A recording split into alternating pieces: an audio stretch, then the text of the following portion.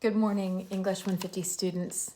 This is Dr. Dowd here, and I just wanted to get in touch with you as we near the end of week 4 and begin thinking about submitting the drafts that we worked on this week for your first formal essay assignment grade.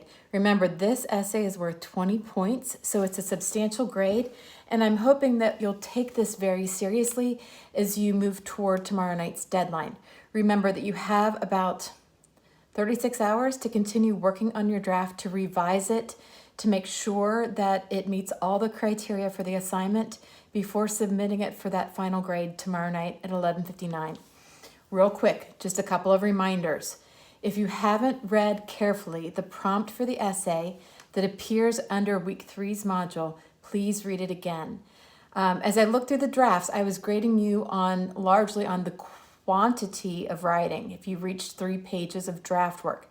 I wasn't looking at the quality of writing, so I wasn't looking at the nitty-gritty, wasn't looking at the mechanics, the grammar, wasn't really even paying too much attention to the content. But at this point, let me remind you, your paper should be based upon the text that we read across Unit 1. So that's week 1, week 2, week 3. You had plenty of text to look at, from Helen Fisher to Love Interrupt Us. So what you need to do is make sure that you position your paper against or for some of those different articles and videos, okay? Make sure that you're integrating at least 2 quotations from those sources and not looking at external sources at this point, okay? Now, you will use parenthetical quotations for those 2 integrated quotes. They should be short quotes that support your thesis. All right, and you do not need at this point to include a works cited. That will be something that we kind of hold off on until paper number 4. Once you reach the submission, the due date for tomorrow night, and submit that final paper, you will know the pattern, the flow for every one of our units this semester. So each unit begins the same way, moves through the same hoops, and kind of escalates toward that final paper due on a Saturday evening at 11:59.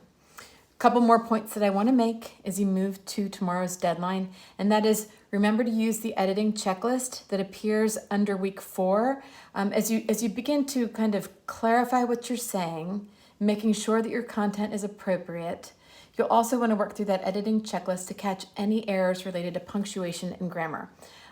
So 2 tasks for tomorrow: work on the content, make sure that it matches what the prompt says under week 3.